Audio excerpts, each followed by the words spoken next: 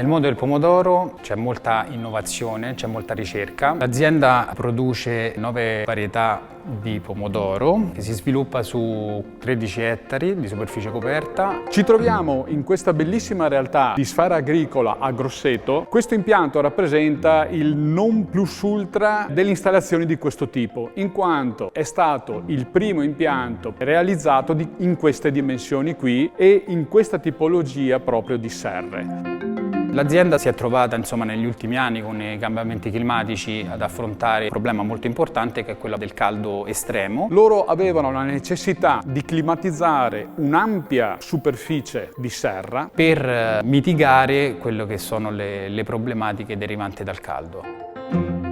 È un impianto multipompa gestito da delle centraline e poi da un controllo principale. La multipompa ci permette di avere delle partenze in contemporanea di tutti e 6 i settori su cui abbiamo installato l'impianto FOG ad alta pressione. In base al clima istantaneo in quel momento, la pompa parte, nebulizza e riporta le condizioni climatiche nel range di valori prestabilito. Sfera utilizza al 90% acqua piovana che viene raccolta dalla superficie della serra, viene rimmessa all'interno del sistema dopo essere stata sanificata e riconcimata per le soluzioni successive.